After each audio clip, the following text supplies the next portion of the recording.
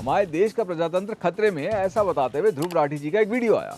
मुझे लगता है कि ये वीडियो दूरदर्शन के समाचार की तरह बैलेंस हो सकता था, पर तथ्य एक तरफा होने की वजह से मुझे ये थोड़ा प्रचार जैसा इम्बैलेंस लगा। मानता मैं भी हूं कि हमारे देश का प्रजातंत्र खतरे में है, पर उन कारणों की वजह से नहीं जो उस वीडियो में बताए गए हैं। मैं पहले बात करूंगा हमारे देश के प्रजातंत्र की दो बड़ी समस्याओं के बारे में, फिर कैसे उन समस्याओं के बावजूद हमारे देश का प्रजातंत्र आज तक कायम रहा है, और अंत में आज वो क्यों खतरे में है। समस्या नंबर 1, जब देश के इतने सारे लोगों को ये बताना पड़ता है कि कूड़ा सही से कूड़ेदान में डालें, आप उनसे कैसे अपेक्षा कर सकते हैं कि वो वोट पॉलिसीज का करेक्ट एनालिसिस करते हुए सही से डालेंगे। समस्या नंबर 2, जो लोग सोच समझ के वोट डालना भी चाहते हैं वो डालें, तो डालें किसको? क्योंकि मुझे नहीं याद कि आज तक कोई भी ऐसी सरकार रही हो जिसके राज में लड़कियों के साथ बलात्कार ना हुआ हो, आम आदमी के साथ भ्रष्टाचार ना हुआ हो और एक्टिविस्ट के साथ अत्याचार ना हुआ हो। फिर भी प्रजातंत्र ने कुछ हद तक इस अंधेरगर्दी को कंट्रोल करके रखा है, क्योंकि जो आज सत्ता में है उसको पता है कि कल सत्ता पलट सकती है और जो नई सरकार आएगी फिर वो इनके कच्चे चिट्ठे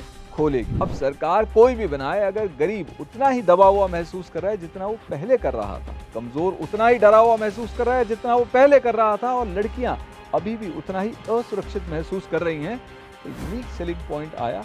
रिलीजन। अब अगर आप मुझे गाली देना चाहें तो दे सकते हैं, लेकिन वो थोड़ा शूटिंग द मैसेंजर वाली बात होगी, क्योंकि मैं रिलीजन को स्थिति में ला नहीं रहा, मैं रिलीजन वाली स्थिति को सिर्फ बयां कर रहा हूं। अधिकांश लोग चाहे खुल के ना बोलें, लेकिन अगर आप उनके दिल की बात कुरेदें तो आप जान जाएंगे कि वो सेक्युलरिज्म पे हिंदू राष्ट्र का खतरा तो बर्दाश्त कर लेंगे, लेकिन किसी और का नहीं।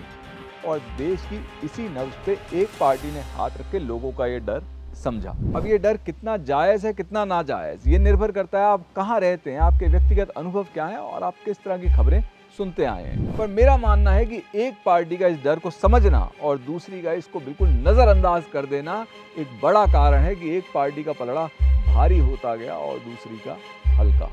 आज नौबत ये आ गई है कि जो लोग वोट बदल बदल के डालते थे कि सरकार बदलती रहनी चाहिए ताकि जो पक्ष में बैठा है वो विपक्ष में बैठे और जो विपक्ष में बैठा है वो पक्ष में, उसको विपक्ष पे इतना भरोसा ही नहीं रहा कि वो एक स्टेबल सरकार ला सकते हैं।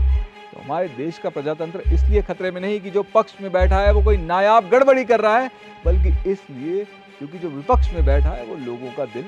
नहीं जीत पा रहा।